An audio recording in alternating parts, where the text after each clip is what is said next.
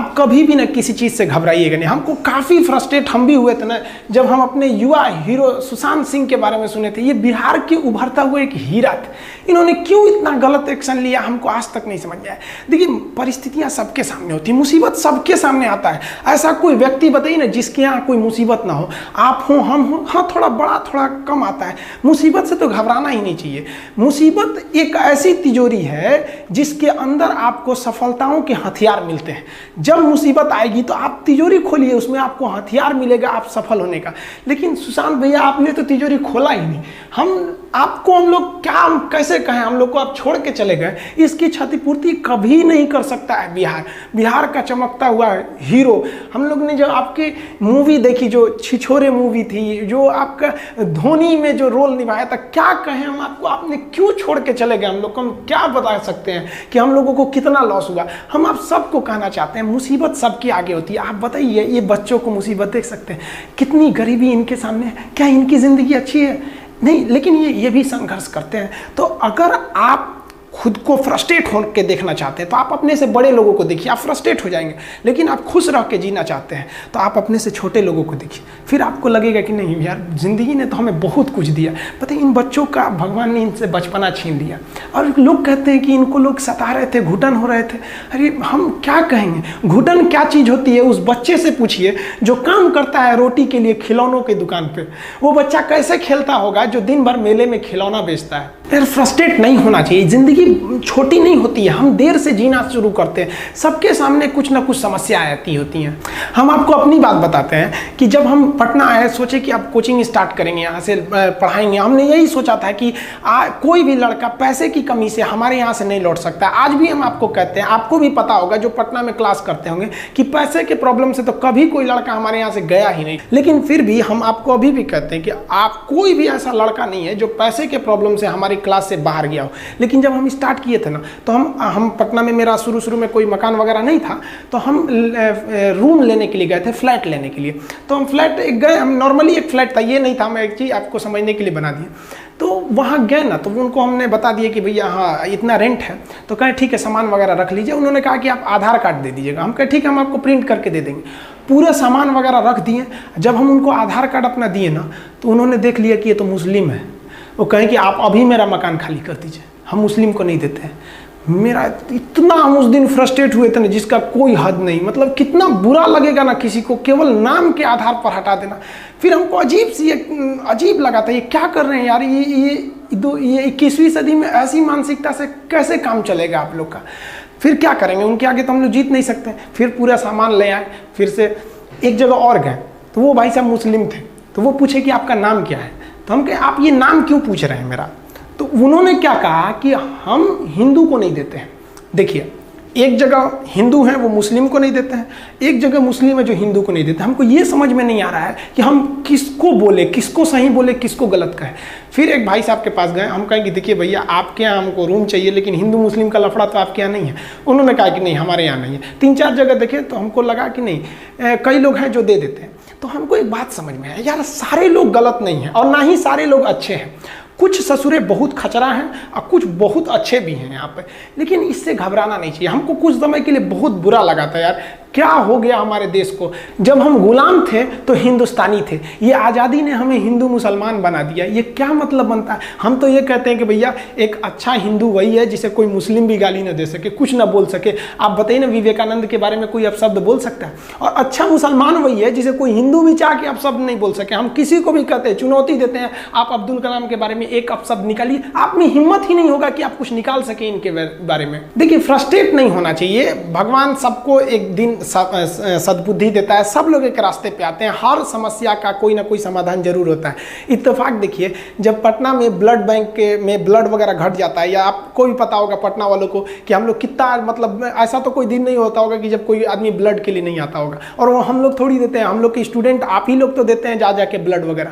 तो एक दिन क्या हुआ कि PMCH में किसी का ऑपरेशन था, वहाँ ब्लड नहीं था। तो किसी ने बताया कि चले जाओ खान सर के पास, वो ब्लड का इंतजाम करा देंगे और फ्री में करा देते हैं। वो लड़के आप ही लोग तो ब्लड देते हैं, हम थोड़ी ना जाते हैं, हम तो आप लोग को मोटिवेट करते हैं।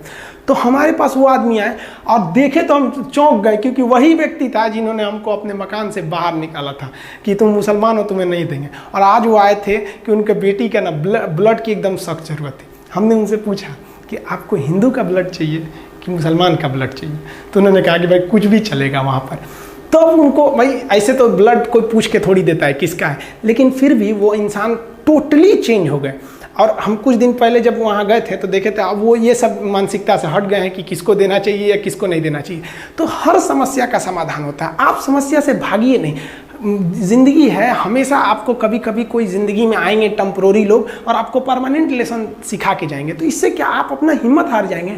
हम आप सब लोगों को कहना चाहेंगे इस तरह से मानसिकता से हटिए। हम सब क्या है, कोई ऊंच नीच नहीं है, कोई बड़ा जात कोई छोटा जात नहीं, हम सब एक हिंदुस्तानी हैं। हम सबको एकदम मिलजुल कर रहना चाहिए, इतना हंसी मजाक करके, इतना खुशी से रहना चाहिए कि किसी को पता ही नहीं चले भैया कौन इसमें बड़ा कौन छोटा, एकदम मिल के रहना चाहिए। कहते हैं ना कि महफिल भी रोएगी, हर दिल भी रोएगा, डूबेगी कश्ती मेरी तो साहिल भी रोएगा, इतना प्यार बांटूंगा इस दुनिया में ऐ मेरे दोस्त कि मेरे मरने के बाद मेरे आशिक तो क्या मेरा कातिल भी रोएगा। और दुनिया में ना किसी भी समस्या है भाई, उसका सबसे अच्छा एक टोल फ्री नंबर है। दुनिया की कोई भी समस्या का सबसे टोल फ्री नंबर है दोस्त। एक बढ़िया दोस्त बनाओ भाई, 2-4 लोगों का, और उनसे ही आप पढ़ाई लिखाई हर तरह के डिस्कस करते रहो। दोस्त से बढ़िया टोल फ्री नंबर कोई नहीं है, हर चीज़ का इलाज है। और कुछ दोस्त जिंदगी में तो ऐसे बनाओ ना जो आपकी प्रॉब्लम को वैसे ही समझ जाए जैसे डॉक्टर की लिखावट मेडिकल स्टोर वाला पढ़ लेता है। और एक बात और, ये जो अच्छी किताबें होती हैं और अच्छे दोस्त होते हैं ना, जल्दी समझ में नहीं आते हैं, लेकिन इसलिए दोस्ती बहुत अच्छे सोच समझ के कीजिएगा। क्योंकि कहा जाता है कि एक आम 10 आम को सड़ा सकता है, लेकिन 10 अच्छा आम एक सड़े हुए आम को कभी ठीक नहीं कर सकते हैं। इसलिए अगर आपको कोई आपके सर्किल में, कोई आपके करियर में कोई बाधा आता है तो तुरंत बाहर कीजिए, उनसे कोई इग्नोर मत कीजिए। जिंदगी जो है ना वो एक एग्जाम की तरह है, और इस एग्जाम में ना ज़्यादातर लोग फेल हो जा रहे हैं। क्यों फेल हो रहे हैं? क्योंकि वो एक दूसरे का नकल कर रहे हैं और उनको पता ही नहीं है कि सबका क्वेश्चन पेपर अलग है, इसीलिए फेल हो रहे हैं। तो जिंदगी में सबकी समस्याएं अलग होती हैं। आप दूसरे की समस्या से केवल साहस ले सकते हैं, उसका तरीका नहीं अपना सकते। हिम्मत बनाए रखिए कि नहीं, हमें भी इस सफलता को पाना है। और ये जिंदगी जो है ना एक अजीब सी रेस है यार, समझ में नहीं आता है। अगर तेज भागिएगा तो आपके अपने पीछे छूट जाएंगे, और धीमे दौड़िएगा तो आपके अपने ही आपको पीछे छोड़ के चले जाएंगे। इसलिए जिंदगी की रफ्तार इतनी बनाए रखो यार कि भले दुश्मन आगे निकल जाए लेकिन एक दोस्त पीछे नहीं छूटना चाहिए। अपने ज़िंदगी में हौसला बना के रखिए। पतंग को पता होता है कि उसका अंत एक कचड़े में जाकर होगा, लेकिन उससे पहले उसे आसमान छूकर दिखाना होता है। पहाड़ों को चीरते हुए जब नदी निकलती है ना तो कभी नहीं पूछती है कि समुंदर अभी कितना दूर है, और नदी में गिरने से तो कभी किसी की मौत नहीं होती है। मरता तो वही है जिसे तैरना नहीं आता है। तो हम सब परिस्थितियों के आगे हार जाते हैं, हम हार जाते हैं। परिस्थितियां सबके सामने होती है, जो डट के रहा उसे मंजिल मिली, और जो नहीं डटा वो हार के चला गया।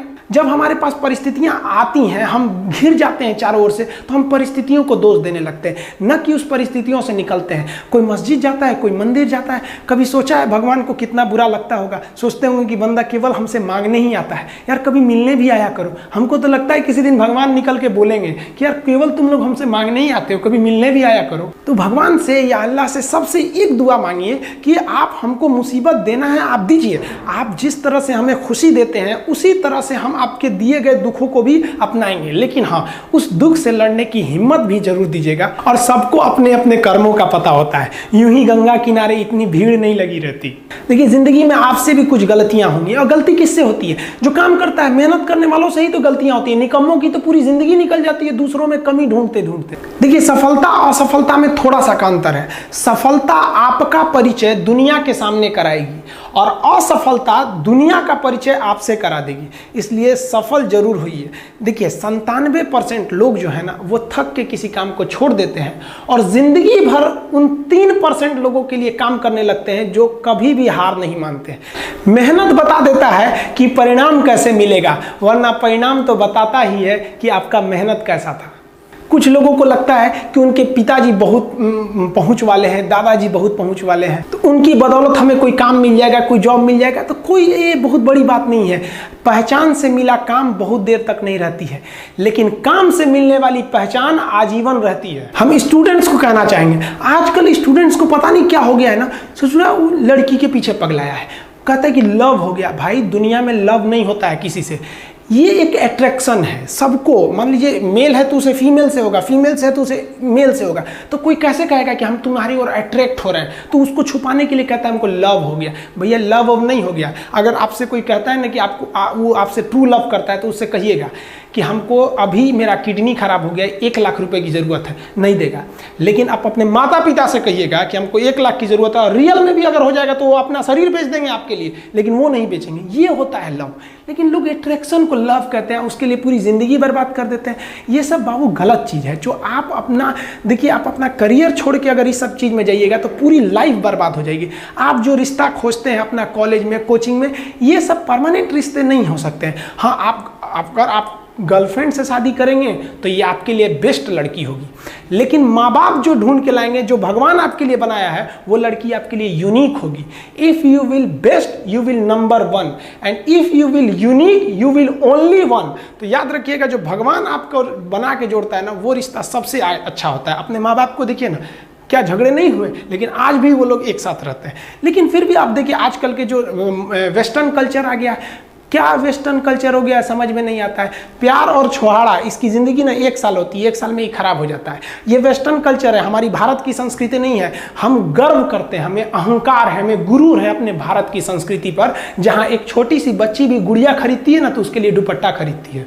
और यार अगर आपको दिल लगाना ही है तो किताबों से लगाओ ना यार। बेवफा भी निकलेगी तो मुकद्दर बना के जाएगी।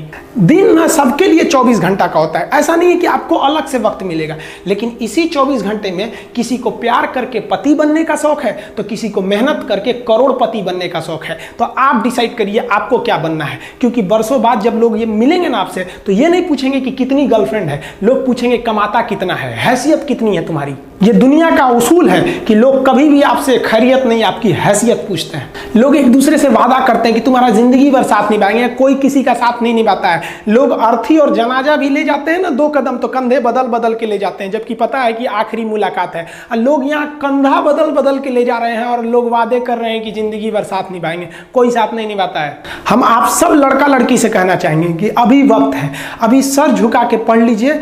वादा है आपसे कि जिला में सबसे ऊंचा सर आपका होगा। लेकिन अगर अभी आप सोचिएगा आराम करने के लिए, पूरी जिंदगी आपको तकलीफ उठानी पड़ेगी। अगर आज आप किताबों के दीवाने हो गए ना, तो कल दुनिया आपकी दीवानी हो जाएगी।